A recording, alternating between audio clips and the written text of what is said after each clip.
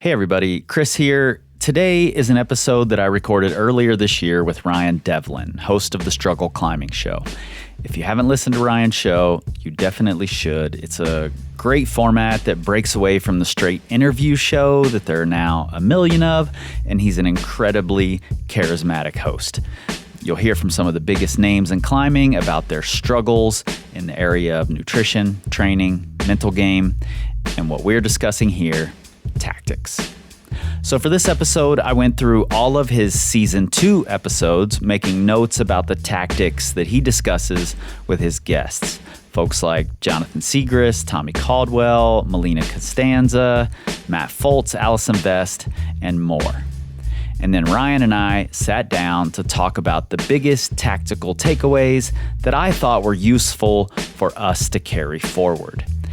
And I think I was able to pull an interesting thread through all of the episodes that might be easy to miss when just casually listening. So check this episode out, and then if you haven't, go back and listen to the full episodes with each of these guests and so many more. All right, let's get into it. It's time to build. Oh man, I'm so psyched. I've been waiting this entire season for us to have this chat, and you did not disappoint, Kris, because I'm looking at it right here, man. You took more notes on this season of the Struggle Climbing Show than I took on this season of the Struggle Climbing Show, which is very on brand for you, and I love it. So I'm excited to get specific, but before we do, let's talk about themes and any kind of through lines, these common themes that you might have picked up as you very thoroughly looked back on season 2. You know what? This was really fascinating for me, and made this whole process a really valuable thing for me. And that's because as I was going through, I realized that what everyone here is doing are rethinking tactics that used to work for them. You know, whether that's the time they're spending resting or their approach to the crag, finding partners, the creativity they're using, whatever it is, you know, all of those themes cropped up quite a bit this season. But the one major common thread is that all of these climbers are eventually coming around to rethinking methods that have been successful and then improving on them. And the best climbers do that faster than the rest of us, frankly. I did an episode with Jonathan Siegrist many years ago that I called something like, if it's not broke, fix it anyway, because he's so good at constantly reassessing his approach. And even when it's working, even when he's sending the hard things, he's rethinking it. How can I make this even better? And that's what all these folks are doing. Yeah, man, what an interesting theme to tease out here. Not something that jumped right out for me, and I'd love to talk about this for a second before we dig deeper into the rest of the season. Why do you think that is? Why are certain climbers better at essentially constantly reevaluating or you know, to Jay Starr's point there, fixing things that may not be broken? And you know, how does that differ as we're specifically talking about tactics here? Maybe different than training, for example, or some of the other chapters that we cover. Why do you feel that theme might be the case for tactics? And how does that apply to non-professionals, do you think, like the weekend warriors out there? Yeah, I think what it comes down to is that climbing is really emotional for all of us. We put a lot of our hearts and souls into this thing, and for better or for worse, we attach some of our worth to how we're performing. And because of that, it's really easy to get trapped tactically. You know, the training side, there's definitely science coming in that's making some changes. But the tactical side, I think it comes down to many of us get trapped by our emotions and our egos into any one specific approach or strategy or tactic. And we have to be able to release that ego and that emotion in order to move on. And the best climbers just happen to be, or maybe they're the best climbers because they're so quick to make those changes, make those improvements on their approach and on their strategy.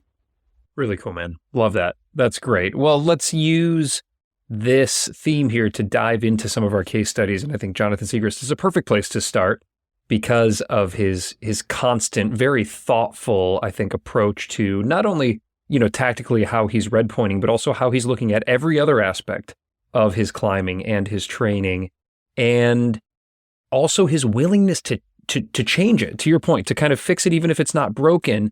We talked a lot about how, he has these seasons where he'll be very focused on his training just in the gym or on a board, and then some seasons where he's really focused just training outside on rock. And I like that. He's constantly assessing and noodling and tweaking. And then he also kind of has this rule that I'd like to get your thoughts on, tactically speaking, with regard to trying hard. Because the assumption here is that J-Star is just constantly pushing the top end. And of course, he is. I mean, he's climbing stronger than he ever has in his entire life. But he's not always trying limit projects. Let's hear what he had to say here. Climbing at your limit provides a lot of opportunities for growth. And red pointing at your limit is a rad experience, and it's extremely rewarding. But I also think that if it's all that you're trying to do all the time, then you can totally get blown out. And in the end, I actually don't think that it will be the best for your climbing. I think that doing some sub-limit routes and having those trips where you're climbing a little bit easier stuff, but you're actually getting to the top frequently, and you're moving over different varieties of stone, you're grabbing different grips. You're not like basically going to one area and climbing just one route for weeks at a time. I do think that has a lot of benefit to climbing as well. I think that like a general framework to go by is like 50-50, half the time's at your absolute limit and the other half is somewhere below it. Yeah, he's one of the smartest and maybe most thoughtful pros out there, in my opinion, and is able to really look at the general population and understand a little better than a lot of the other top climbers. So I think this is really great advice. I would add to it that maybe 50-50 isn't a solid rule, that maybe at different times in your climbing career, it should shift. So maybe when you're newer, you're doing 80% volume, 20% projecting, or, 90-10, something like that. And then as you get better and better, or whenever your progress from just doing more things is starting to stall out, then maybe you dive into a project and it gets closer to 50-50, or maybe it swings to 80-20 the other direction for a little while. With Jonathan and with a lot of the pros, they get lots of time outside. So 50-50 over a week might mean they spent 2 days projecting and 2 days doing volume, but 4 days total could be 2 or 3 months for a weekend warrior. Totally. So we need to think about it more in terms of like long-term, over several seasons, 50-50, whereas in one season it might look more like 80-20, 70-30, something like that. But the general philosophy of what he's talking about, be projecting, learn that process, try something really hard, and then supplement that with doing more routes. Sending is a skill, period. If you're never sending, you're going to forget how to send. There are tactics, there are mentalities that come along with being fatigued and still pushing through and clipping chains and the process to get there. So you have to be practicing that skill at the same time, whether that's in the gym or outside. Outside is preferable, and I think he talked about that a lot. It's a different game out there, and different things are going to come into play, so do as much of that as you can. And split it up however it fits your life and your motivation. Just be really careful to go back and rethink it and say, am I spending too much time doing this one thing? Should I be spending a little more time doing the other? Yeah, I'm really glad you made that distinction, too, about kind of the weekend warrior compared to the pro, where pros have a ton of time outside in a year. They might have 100 days outside or 200 days climbing outside, whereas the weekend warrior might have just a handful, depending on where you live and your personal life and work life and these kinds of things. And Jonathan actually recognized that, too, in our interview. He said, obviously this is different if you've got a full-time job and a family and you live in a different place. So tactically speaking, I'd love to zero in on this, Kris. where we're looking more specifically at the amateur climber, the weekend warrior, and how to strike that balance. And this, of course, is for people who climb outside. There's a lot of people out there that climb inside. There's guests from season 1, Guy McNamee, essentially just climbs inside because he's preparing for competitions and that's his style. But talking about Jonathan and maybe myself, using myself as a case study here, when you don't have a ton of access to outdoor days, would love to see how that breaks down. And you had a post not too long ago where you basically identified that one of the biggest differences between performance levels was the amount of time one could spend outside. I believe the gist of your post was forget the hangboard and get outside. And so I'd like to dive into that a little bit more, tactically speaking, when our days outside aren't as high as maybe we would love for them to be. How do we make the most of them? Like I said, sending is a skill. So especially early in your climbing career, do more things. Try really hard not to get trapped by grades and needing to send something hard. That'll come. The more sends you can get under your belt, the better you're going to be at sending when it really counts. There is no top pro you can name who's been climbing outside for a number of years that you can go to their scorecards or whatever, and they don't have just a massive base underneath them. Maybe they've done a couple of 15 Bs or something, but they've probably done 500 13 Bs. And that's not an accident. So I think a good rule to keep in mind, and I hate using the word rule, but a good idea is to make sure that your warm-ups and your kind of mini projects are all in place and you're sending lots of these things before you set off into a project. I really like trying to balance out a season somewhere between this 50-50 that J-Star is suggesting and more of a 30% volume, 70% projecting. But that's after many years of going the other direction where it was 80 or 90% volume, 10 or 20% projecting. And it wasn't until I had hundreds of 512s under my belt and over 50 513s that I even touched a 514. So I went heavy on that side and maybe didn't project soon enough. And I think it's easy to err in the opposite direction because numbers are so seductive, right? We want to climb these big grades and you can't do it unless you try the big grades. And you absolutely should. But then you've got warm up and cool down time. You can be sending things. And the days when you're tired, the second day on, go send some things. Don't put all of your time into that project. I really like that. I like that emphasis on sending, even if it's, to your point, warm-ups or these mini projects that you can do when you're not feeling totally dialed, or maybe just, you got to be a good partner and your buddy's working on something somewhere else. You want to find these other things that you can get on and send. Now, I want to see the other side of this coin here, Kris, and get your thoughts on that. And that's essentially going out to climb things with no intention of sending. And Matt Fultz brought this up in our chat. Let's hear what he had to say. I don't mind going to a project just to learn. And without that full intention of like going to send, I'm okay with going to learn. And, I don't like keeping track of how many days I've put in on a project. I think I've said before that I feel like people would think I suck if they knew how much time how many days I actually put in on these problems. Yeah, well, first, I don't think anybody out there thinks that Matt Fultz sucks at climbing. He's obviously one of the most dominating boulderers in the entire world, but ever humble, of course. Love this guy. And I think also just a really interesting perspective here I want to get your thoughts on, which is this notion of going out and being willing to get on things without the intention to send. And also what he brings up here, which is even maybe not keeping track, or through your eyes, tactically speaking, kind of where does that line get drawn? Where is it beneficial to keep track versus maybe not? Yeah, I thought this was really fascinating, actually, when I heard him say this. I would say that's a really good approach initially, but then what I would suggest to Matt is let's examine why you aren't keeping track of those days. What is it about spending more days on a thing that makes you not want to keep track of it? Because if you were keeping track, that's a great performance metric.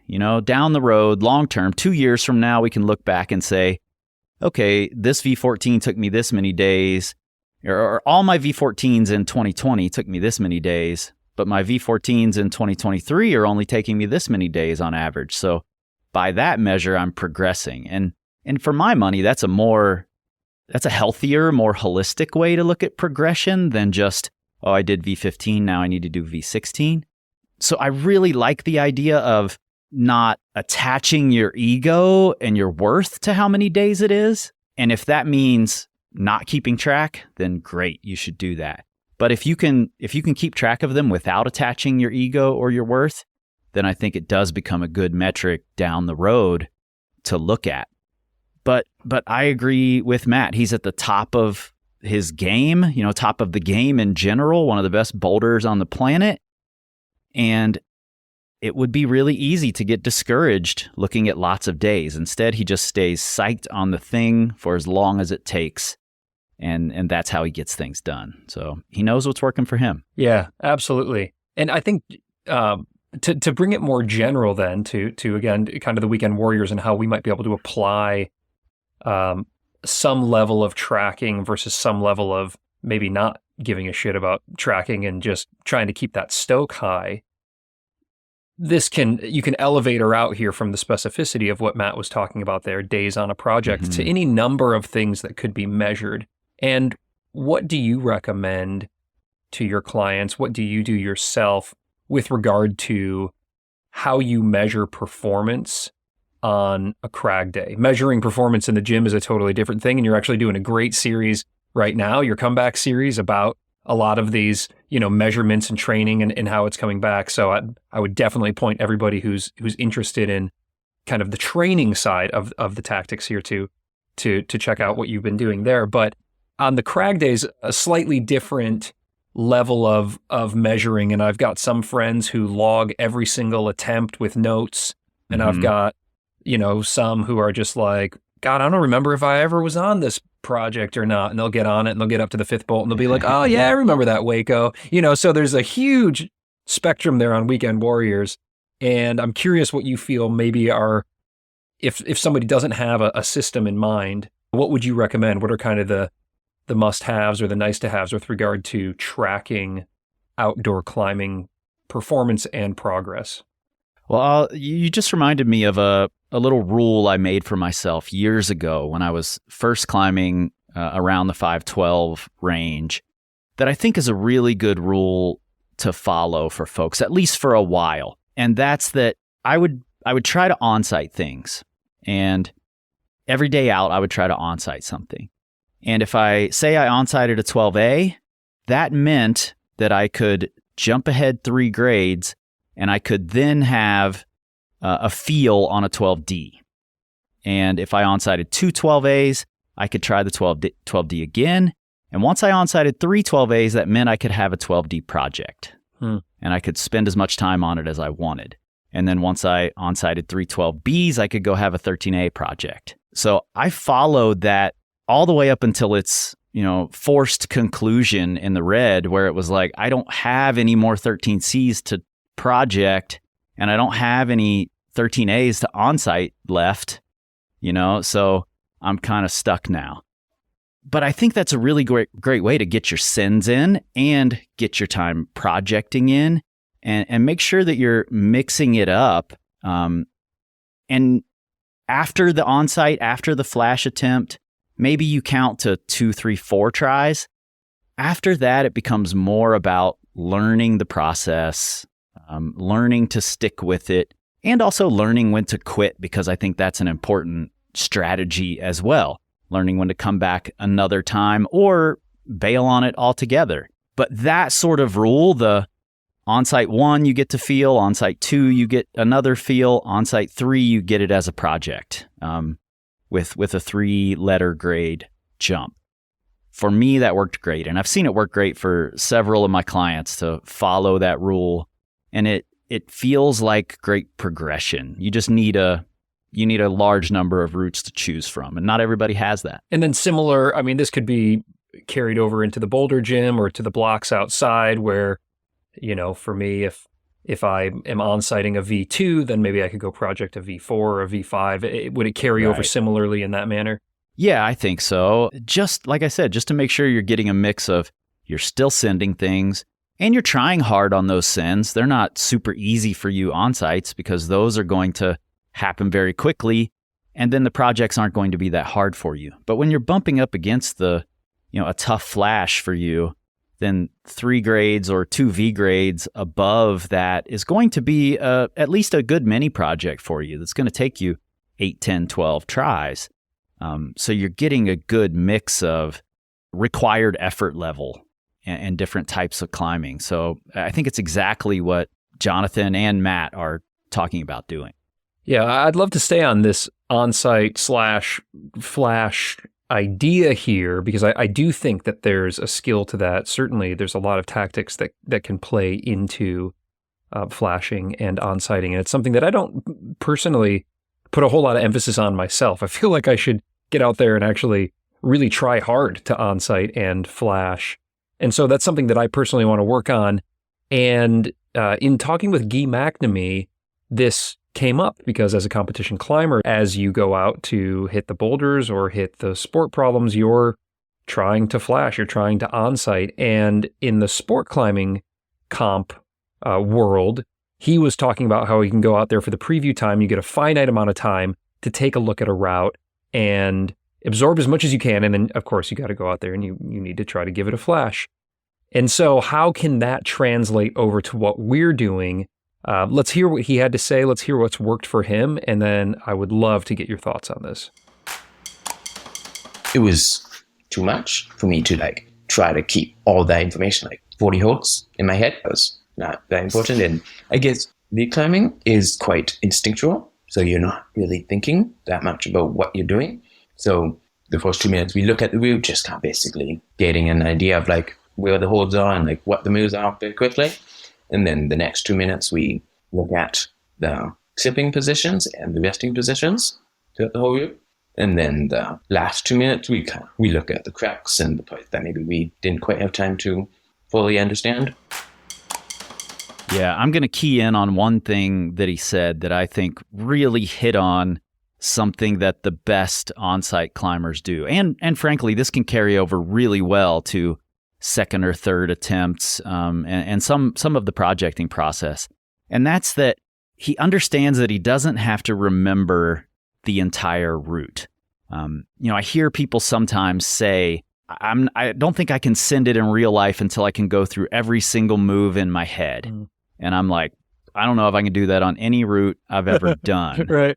And that's because I distinguish, and I see lots of climbers do this naturally, distinguish between the parts you have to remember and the parts that you are going to climb on intuition the same way every time without fail.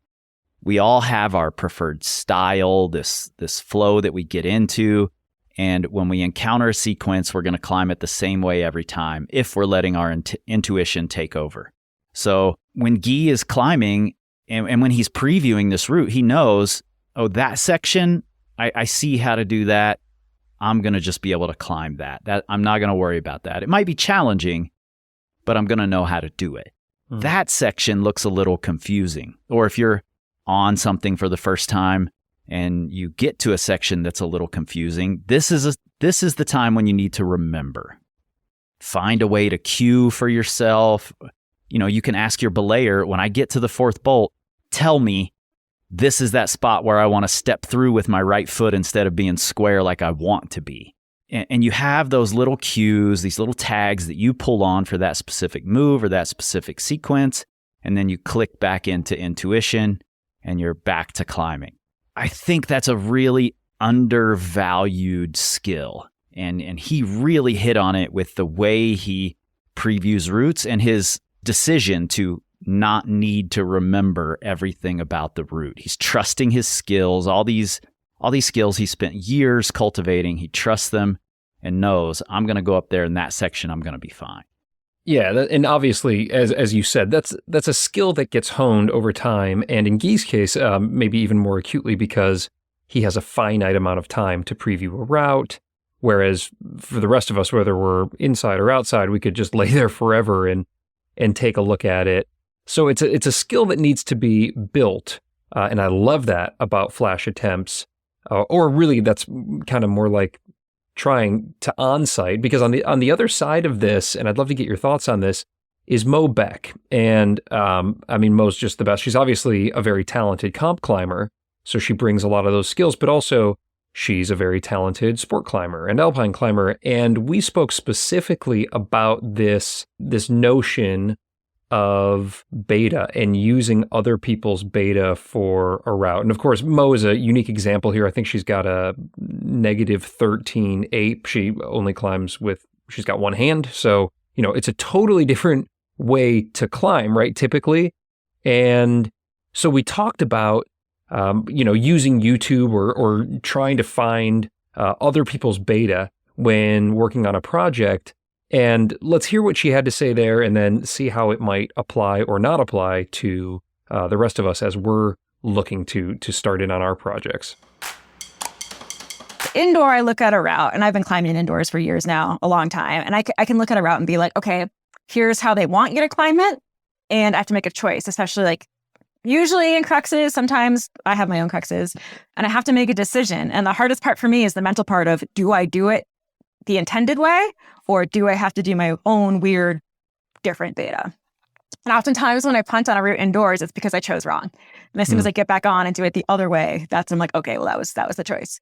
Outdoors is less black and white, right? Like there's no intended way.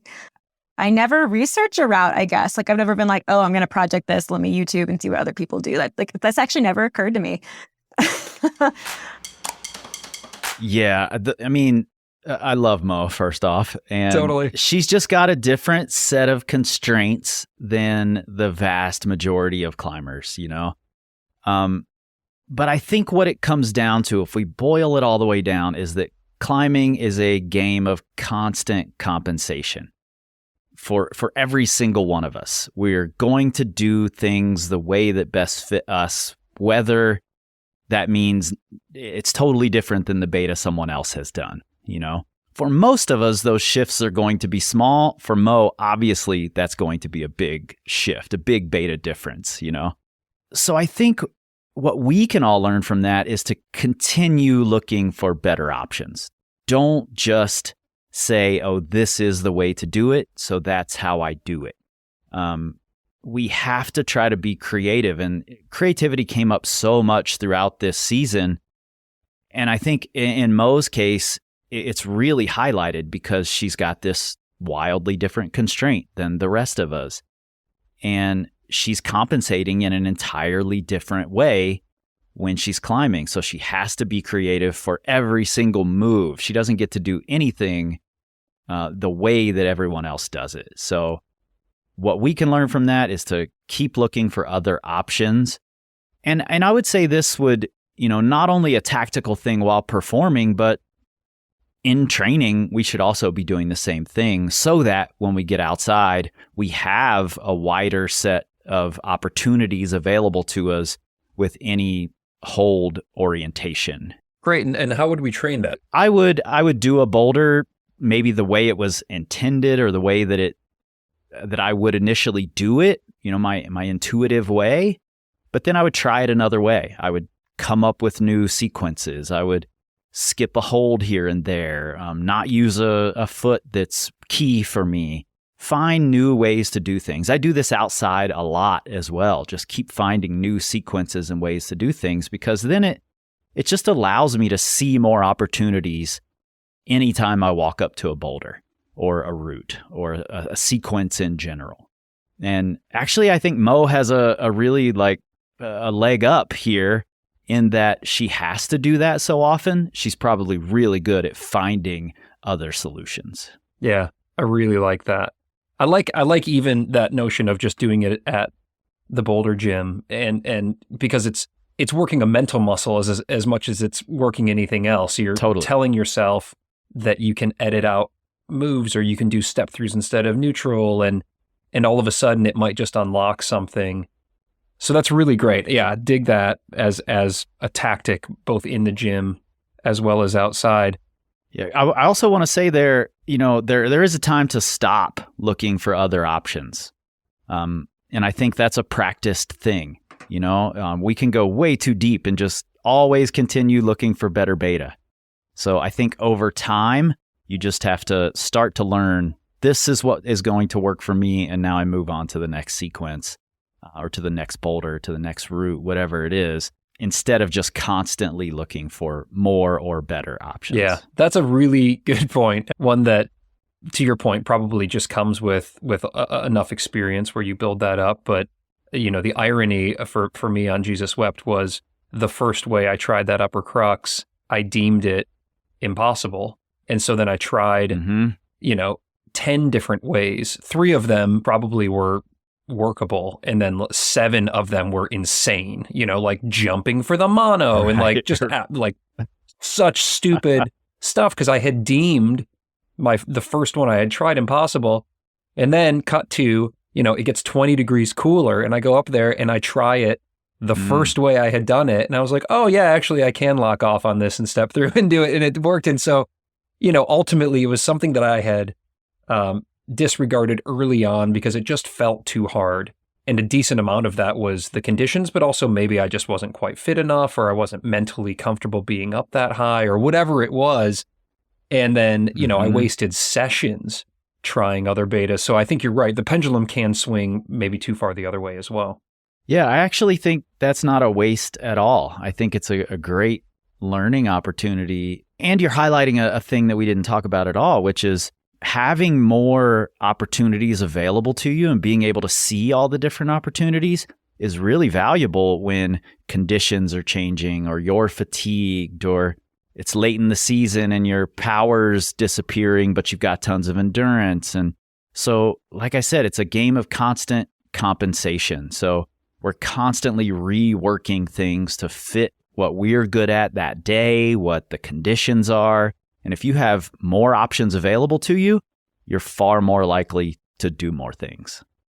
Yeah, let's stay on this theme of conditions for a second here, because this came up a little bit throughout the season. Matt Fultz, in his chat, really come to mind here because he specifically talked about working some of the hardest boulder problems in the world in suboptimal conditions, like Grand Illusion and Sleepwalker, where it was humid and he's, out there at nighttime with the fan on, but also working on it when it was, again, not ideal send conditions. But let's hear what he had to say about that. I do think there is a benefit to trying problems, especially long-term projects, in not ideal conditions. Not always. If I could have my way, it would be incredible conditions all the time. But I think there are still lessons to learn and things to glean from trying problems when they're not ready. Yeah, I loved that he said this, and I agree with him totally. And I think Mo said something similar, where it's like, I'm happy to go out and learn the moves when the conditions aren't great. I think that's missed so often by so many people, and then we go out to the thing we really want to do on the first really perfect day, and we haven't been there yet this season, and then we don't remember how to do any of the moves. We feel clunky moving on rock, and we've just, for all intents and purposes, wasted this perfect day because we weren't really prepared for it. So I'm a big fan of going out and working out moves, getting yourself into a pretty good position to send or to be making big links when the conditions do arrive. I also think there's a part of this that ties back to what J-Star was saying in terms of this is a great time to do your sending of things that are below your limit, your second tier climbs, the a few letter grades or a few V grades below your top level. When conditions aren't great, go get some sending in. Exercise that muscle. Get that skill really prepped and ready for when the good day shows up. And then you're far more primed to take advantage of those good conditions. I see this in the Red River Gorge a lot where nobody climbs during the summer. But when the good conditions arrive and you haven't climbed outside all summer long you haven't been outside for 6 months, you're going to show up on the first good days and it's going to take you a week and a half to get back to moving well on real rock. And then those good conditions have disappeared for the second Red River Gorge summer, which, happens every year. And then you're going to have to wait until the next good conditions 3 weeks later or whatever it's going to end up being. So yes, we should think about conditions when it's top performance. If you're in position to perform at your top level and you've got something hard you want to do, absolutely try to line it up with conditions. The other times, they're not going to matter as much. Yeah, I feel you're just talking right to me right now, man. I totally blew my tactics this past fall. I feel like, because I guess this is more similar to what Matt was saying than J-Star, because Matt's talking about, hey, he's willing to go out and get on the limit project even in suboptimal conditions, whereas J-Star and what you were just touching on is, let's make sure we're getting outside still, even if the conditions aren't great, but maybe you're getting on projects that aren't quite at your limit. And both of those things, I think, totally have value. One of the things I did this past fall was a lot of the latter. Like, the conditions weren't great, so I avoided the limit project for so long that when conditions finally turned good, I hadn't even been on a project yet. I had all these 13As in my mind that I was going to get on, and then conditions turned good. And so then I got on them and I was like, oh God, I haven't figured out any of these moves. And this one's 120 feet long, or this one I thought was going to be good, but it's got a stopper move that I don't think I can sort out in the time that I had. And so I think I just kind of blew it by not getting on what ultimately could have been the big fall project sooner and feeling that out. And I think what Matt was saying there really resonated with me. Going forward, I feel like I do need to maybe do a little bit more of that, even, again, without the intention of sending, but just with the intention of being ready to send when the conditions turn good. And there always will be. You'll always need to be rethinking it. One of the things that might sound a little strange when I say it about Matt and his situation is that he has very limited options in any boulder field that he goes to. In the opposite direction that most of us do. Right. Like, he's going to do all of the V12, V13, V14 quickly. And then he's just left with the two really hard things in the boulder field. So number one, what else is he going to climb on, even if the conditions aren't great? So why not be ready, you know? Plus, he's also got such a wealth of climbing outside, and I'm sure it takes him no time to transition from I've been climbing on a board for a month to now I'm climbing outside. It takes him a session and he's back to top form. So not all of us have that. So we have to play the game a little bit differently and make sure we're also getting in some sins. The thing he was trying in particular, what's the name of it? The big roof in Little Cottonwood. Was that Grand Illusion? Yeah. Right? Yeah. That thing is like, it's got a V10 at the lip, and then there's like a V12 if you go a little deeper, and a V13 if you go a little deeper. And so in these sessions where he's projecting in bad conditions, he's probably also sending a V10 and a V12 and, these things that aren't the full line he wants to do. Just if you choose an arbitrary finish, he's also sending lots of hard things in the process. And I think we need to keep that in mind too, that in bad conditions, even if we don't clip the chains on something, you didn't clip the chains on your 13C project, but you might have just done a 13A in pretty bad conditions, even though you didn't get points for it, whatever that. I love that. Yeah. What a great perspective, a mental, tactical perspective. And a takeaway for all of us, if you're, maybe you're trying to climb 11B, you don't quite get to the chains, fine, but maybe you climbed a 10D or an 11A. I love it. That's great. That scratches the human itch to want to check things off of lists. And it's not that you didn't send, it's that you just checked maybe a bit of a different grade off the list that day. We love the check boxes. We love them. When I was listening to Maisa's episode, she talked a little about she liked not knowing the grade. She just looked for something that gave her confidence. Like, this looks like my style. And I loved that. But I would also say, can we reframe what the grade means? None of us fucking know what grades mean. I don't have the first clue. So we should stop giving them so much power. And can we reframe that? Can we look at long-term projects differently? A sport climb ends in a totally arbitrary place, right? Somebody just put chains there, so that's where it ends. Right. What if they had put chains a bolt earlier or a bolt length higher? Then it's a different route. So the fact that we've decided that clipping chains is the most important part of this is a little strange. And if we can learn to celebrate the high points, the low points, the links, the same way that we do clipping the chains on something, then it becomes easier to dedicate time to these long-term things and still feel like you're checking some boxes. Yeah, I love opening up this can of worms on grading. Let's keep going along this. First, let's hear from Maisa, because you brought that up, and she had, I think, a very interesting accidental experience with this. 1.5 years into climbing, I sent my first 512A outside, thinking it was a 10D because I hadn't even climbed 510 on lead. I just looked at it and I'm like, oh, look at this. It's my style. It's steep. And I'm not going to be super afraid of falling, because that was the biggest barrier, right? And so, so I did it, learned as 12A, and was over the moon.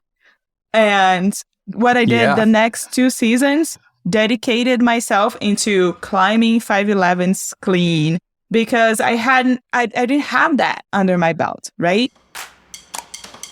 I just love that story. She climbed 12A before she climbed any 11s because she didn't look at the grade. She looked at the route. And while most of us, when we're at the gym or we're going to a crag, we're going to be aware of what the grade of the route is, what can we learn from this? Because grades can be motivating, right? But they also can hold us back. We might look at a grade and say, oh, I'm not ready for that, when, hell, maybe we are. Yeah, I mean, what a cool opportunity for her, because it points out, it really highlights, I'm giving these big grades a lot of power over what I put my energy into. And I think so many of us do that. I think you're exactly right. We use them not only to sort of guide us, but also to hold us back. That's too hard, because it's got this number attached to it. And I think if you're, you can go in the gym and you can see examples of things that are graded wildly low that feel impossible to you, and things that are graded wildly high that you can just float up. We see that all the time, and it's really not that much different outside. The way you compensate to make a climb happen might be the way this climb goes. And in that case, it's going to feel really easy for you. So I like grades as a guide, but don't let them trick you into not trying. I think you have to work up the courage, and you have to practice working up the courage of getting on something hard every once in a while that seems like it might be above your head. Worst case scenario, you learn that you're not quite up to that test yet, and it gives you an idea of what you need in order to get there. And that can be really motivating if you let it be. The place where I think people have the most trouble is in a grade where they might be able to do it, but then they might not do it. And that's a scary thing. It's easier to get on something really hard, I think. It's really scary to get on something you should be able to do, but you might not. And I think we just have to practice that courage. I don't know that there's another way around that, but I do think it's a thing we can practice, and we can take parts of our season, parts of our day, parts of our climbing career, whatever, and work on those specific things. I'm scared of 512 face routes, so one day this month I'm getting on 512 face routes, just to see where I stand. And I'm not going out there with the intention of I'm clipping chains. It's more, I want to see where I stand. I want to engage with this. I want to interrogate this. And I want to have it highlight what the hell I'm missing. And if you go into it with that mindset, then the grade melts away and it doesn't mean anything. It just becomes this learning experience that's really valuable. Yes. Love. Oh, this is great. Some of this, of course, starts to push into the mental game a little bit. And we're going to be talking with Laura Severin next episode about a lot of this, I think. Ego, self-worth, where we fit within the community, these primal emotions and instincts and fear and things that come up when we're pegging our ego and our self-worth to our performance.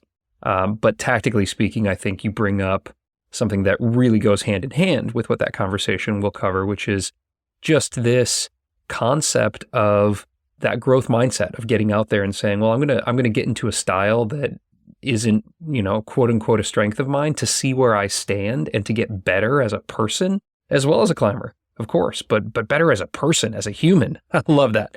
So, good. I want to keep talking about this a little bit because I'd like to get your insight here on where the stopping point for that might be. Like what grade is too high? At what point should I, as a, mid 512 climber, not get on something? I don't think there is a place. All right. Pure imagination. Here I come. Yeah. I mean, why not? I do think the first 4 bolts of that are like low 12. So actually that might be a good one to try. Yeah. I think it could be really valuable to just go up with a stick clip one day and climb those first few bolts and then stick clip your way through the rest of it and just feel the holds, try some moves on top rope. I wouldn't like post up under it for a month and try to project it, but going up there and trying to wrap your head around, this is possible.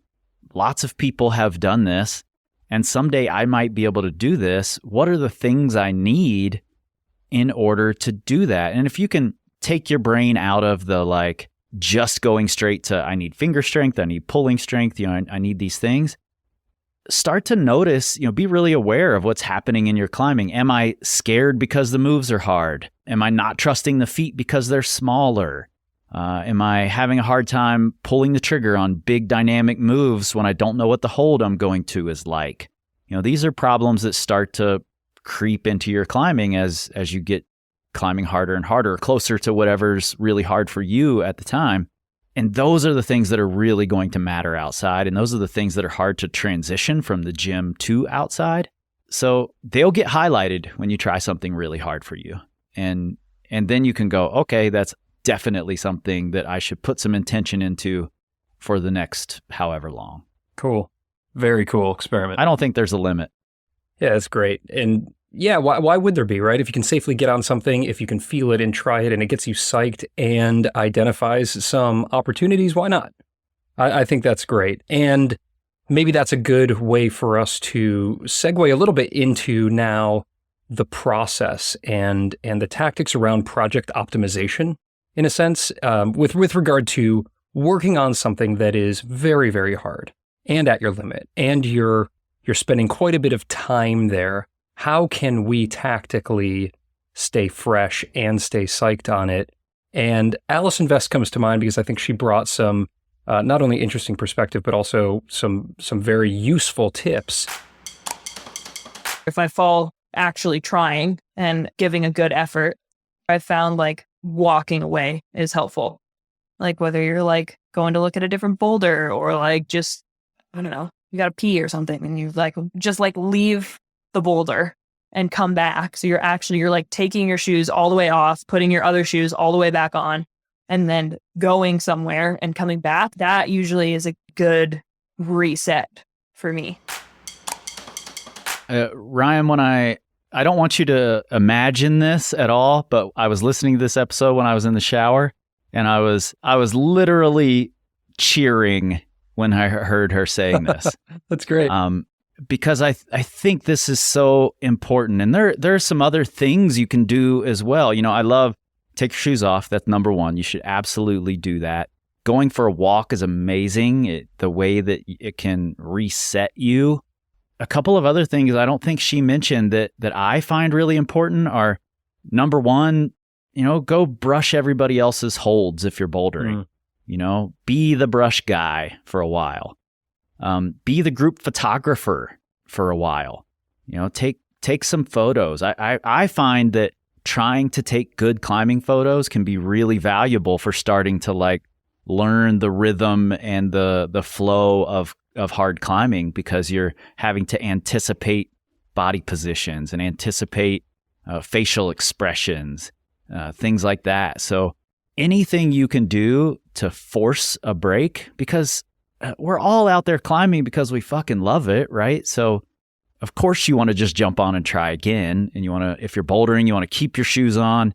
You just want to keep trying, rapid fire attempts. But if you take your shoes off, if you get engaged in these other things, go for a walk, go look at other boulders, go check out future projects, if there's a group in the boulder field that go talk to them for a little while. Bring your phone, be the photographer, brush holds. I think all of these things are so valuable to force you to take a break, and lots of people need that. I'm very guilty of not taking my shoes off, and I'll realize I've been at this boulder for 45 minutes and have not taken my shoes off, have not taken a break. I'm an idiot. And so just tactically speaking, there is the benefit, Kris, where you're just giving your body the time that it needs to rest and recover, your energy systems, your finger flexors, this kind of thing. Is it mental? I'm not looking at this project. I'm fucking walking away from this damn thing so I can come back and be psyched on it in a little bit. Where are the best benefits coming from, do you think? Yeah, I definitely think there's a physical benefit to forcing yourself to rest, no question. But for my money, the biggest benefit comes from taking the emotional break.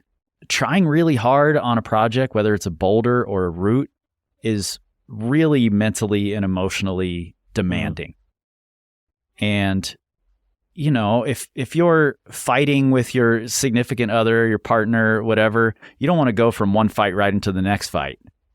We've all got fights we want to pick, but we need to spread those out or our lives are going to get miserable. And it's the same thing with projecting. If you've just given a really hard burn, or if you've just been frustrated by a move, anything that's taxing you emotionally, it's so much better to just stop, step away for a few minutes, come back once you've cleared your head a little bit, the frustration is gone, and you're ready to give another really great effort. There are going to be boulders, routes, whatever, that you're just falling off a frustrating move that's not super physically demanding. You're just not finding the position, You may not need to physically rest, but you're going to need that mental break. And it's going to flip the other way as well. Sometimes you know exactly what to do, and for some reason you're just not physically connecting with it, but you're getting really close, and that means you're getting tired. So you're going to need that physical break more than the mental. Either way, it's going to help reset both things. So it's a really valuable part of a tactical assault on something. Yeah, I dig that. And I think in my experience, at least, and this is fairly limited, I'm pretty much a noob when it comes to bouldering because I hate taking ground falls. So I'm always just prefer to have a rope on. But I've been trying to get into bouldering more often because I think that's where my training would benefit the most, and my sport climbing as well. But I'm far more likely, it seems, to rest not nearly long enough between boulder attempts than I am between sport attempts, typically because you're lowering off and somebody else is tying in and you're going to belay them. And, there's some forced rest built in there. Whereas if you're psyched on a boulder and I was just at the craft boulders recently and, there's a group sitting around. And so you rest a little bit while other people take turns, but I never took my shoes off and I was just like psyched and I just kept wanting to try. And all of a sudden, I'd only been at the boulders for an hour and I was done for the day, I was freaking spent. Totally. So there's something about bouldering where you almost have to force yourself away from that or it'll just suck you back in, Yeah. And somewhere like craft, if you're visiting a boulder field like that, it's so easy to just take a walk and go look at these other boulders, these really hard projects that you may never climb, but are cool to look at, or the really famous boulders that are in the boulder field, take a hike to the back and check out some of those, or whatever it is. It's so valuable to find a reason to go and take that walk. And I'll just add one thing here that you sort of popped into my head.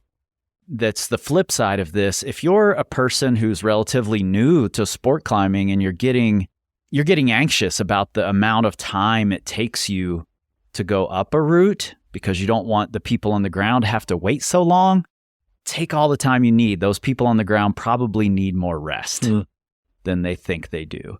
There are going to be cases where if you're cutting in line on a bunch of people who are trying to red point and then you take an hour on the thing, that could be a problem, But by and large, if you're next up and it's your go, take all the time you want, you're probably doing those people a favor. Oh God, we do need more rest. And I like that you brought up that beginner aspect or the newer outdoor climber, because I do think that the crag can be intimidating in a sense, especially if you're in an area where it's popular and people are lined up. And yeah, I mean, I've felt that for sure. You get on something and you're trying to work out a section, you start to get in your head, and so you don't rest long enough, maybe between attempts if you're hanging out a bolt, because you're just really self-conscious of the people down there. And I agree with you. I think by and large, there's some exceptions to the rule here, but by and large, if you've been waiting to get on your climb, you take your time on that climb, and everybody else is just going to be that much stronger for it. So thank you for bringing up that aspect of it. And before we shift, Kris, to wrapping up and getting into application for what all of this means for all of us listeners, we've covered a ton of climbers on this chat. I love it. But I wanted to check with you before we do move on, if there's anybody that you noted in season 2 here that brought some tactical insights and struggles or breakthroughs that we haven't talked about yet in this chat. The one I would really love to just talk about really briefly is Melina. She sort of contradicts herself while she's talking, which I really kind of loved, because when she first said it, I shook my head and was like, no, that's not true, because she's talking about the new comp style that's diverging from outdoor climbing. Yeah, let's hear what she had to say on that real quick. It almost feels like parkour nowadays, which is weird and cool, and I like it a lot. I think that it's something that I haven't always been the best at, but I've put a lot of work into it, especially recently. And the sport is changing for sure. It's really diverging, I think, from what you see on like rocks, like real rocks, for example. But I think that even though it's diverging, I think it is so cool if you kind of treat it as its own thing. Yeah, and when she says it, she goes on to keep talking, but then sort of circles back around, and she's like, but these things are teaching us, balance and body awareness and problem solving and belief, and that's what rock climbing is. That's what all rock climbing is. So I think taking those big global ideas away from comp climbing, engaging in those comp boulders. I think every climber who wants to be a good climber should go into the gym as often as possible and try those comp boulders. I wish I had more around Don't me. make me do it. No, Kris. Sorry, no, Ryan. Don't make me do it. I'm so bad at them. God, it's so hard. Yeah, but they make us more adaptable. Like they improve our problem solving skills. And honestly, if you go look at I think it was Masters of Stone 1, this old video, there's a whole section where they're doing like run and jumps and paddle dynos and all of these things on outdoor boulders. Kidding. It's been a thing for a long time. We just, because it doesn't look exactly like it, we're missing these big themes that are heavily in play. When I talked to John Sherman years ago on the Power Company podcast, he told me that when he was first developing in Waco, he walked past all of these boulders that became these compression climbing classics because there were no holds on them. And he understood holds in a specific way and understood climbing in a specific way and had no paradigm for what compression climbing was going to be. So he didn't see those boulders at all. And now what we're seeing happen is these comp kids are going outside and they're finding new beta, They see different opportunities when they see a hold configuration than what we see, because they're like, oh, I could jump for this, paddle off of it and get to that. And then I've just skipped the entire crux of this boulder. So I'm just going to do it that way. And that's happening more and more and more. And I suspect it's just going to keep happening, that these comp kids are going to revolutionize outdoor climbing as we know it. I think Melina knows that, and she's leaning toward it, even though she's sort of echoing this common perception that comp boulders are nothing like outdoor climbing. Damn it. Now you have me psyched on this comp style climbing. I mean, literally, the switch just flipped just like that, because I do see what you're saying there. I mean, you're already seeing it. You're already seeing these young crushers who are coming from the competition world, whether it's on boulders or on sport routes, where they're just bringing a new level of kind of dynamic movement and body awareness and the way they use their feet. It's really fascinating. It's almost seems as revolutionary in a sense of when Kris Sharma kind of busted onto the scene and was just like doing his dynamic style orangutan swinging from hold to hold, and like all these, French guys in their spandex were like, no, everything must be static. And yeah, maybe we're on the precipice of a big revolution in that sense all over again. Yeah, I really think we are. I mean, every single week I see a video on Instagram that's somebody who's found different beta that looks a lot like a comp boulder on some classic boulder somewhere. That's so rad. Yeah, I mean, I'm going to continue to look to the new guard here, because shit, I could use some paddle dynos to skip crux sections on some of the climbs I'm doing. I would love to skip some thin crimps and just get right to the jugs. I am terrible at thin crimps. So that's a really cool perspective, man. I like that a lot. And now I want us to shift towards application. And of course, we've been doing that this whole time. You've done such an incredible job taking the struggles and the breakthroughs of these elite climbers from season 2 and distilling it in a way that I think is incredibly applicable to all of us who are listening right now. But sometimes there's things that the pros struggle with, or more so that the pros don't struggle with, that weekend warriors and amateur climbers do, right? Something that the pros have just sorted out, and a lot of us haven't quite gotten to that point yet. So what comes to mind there? Anything jump out? Yeah, I do think that one thing the best climbers have totally dialed in and don't have to think about at all are the hard skills, the hard tactics, the making sure their stuff is packed, making sure they have snacks, and they understand the sequence of projecting things like moves and links, and they have that checklist already figured out, and they understand the flow of a good day and how to be a good partner to facilitate what that good day looks like. So they've got all those hard skills kind of dialed in. They can anticipate the next steps pretty regularly. And that leaves more room for them to be considering the intricacies and the subtleties, and it makes those things even more valuable. So the pros are really thinking about these things that can give them a 1% edge. Yeah, basically those skills that are developed over, as we've talked about, the pros are climbing outside a hell of a lot more days than most of us have the advantage of being able to do. And so a lot of those hard skills, those hard tactical skills are just dialed in because you see other people doing things really well or efficiently, or, hey, it's super smart how you pack your bag or your lunch even, these kinds of things. So what jumps out to you for those of us that probably have some opportunity to improve all of the things that happen between when we wake up and when we tie in or when we pull onto a block? And also, I guess, things that are kind of happening throughout the day that us weekend warriors could potentially improve upon. I think it all comes down to watching, being really aware of what's going on throughout a day and understanding the flow of those days and making sure that you're not the bad partner. Be a good partner, be a facilitator. When someone unties from their route and they're off changing their shoes, you should be the one pulling their rope and moving the rope to the next route. And vice versa. If you just got lowered down, don't sit on the rope bag to take your shoes off. Move away so that person can pull the rope down. It's like that.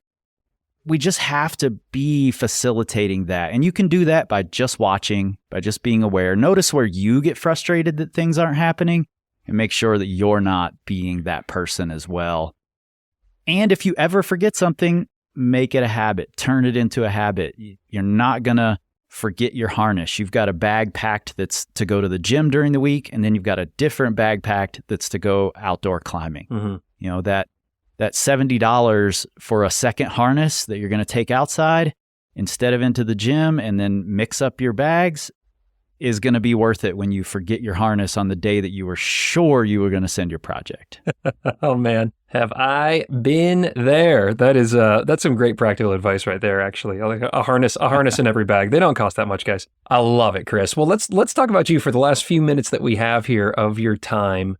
I want to hear what's going on with your climbing, what your goals are coming up here. I've been following along with the comeback series, and I'm really excited for some sport climbing Kris Hampton to rise like a phoenix from the ashes. But, you're a new dad. You've got 422 podcasts at last count. Approximately. You've got a business. Power Company is just fantastic. There's so much happening. What are you most psyched on, and what does this year look like for you? Man, I'm most psyched on the fact that I get to be a stay-at-home dad. Like I've built this business that works mostly online, and it's really special for me to get to be with Harper every day, all day, as much time as I want to. So fucking special. And I know not everybody gets that opportunity, so I'm not taking it lightly.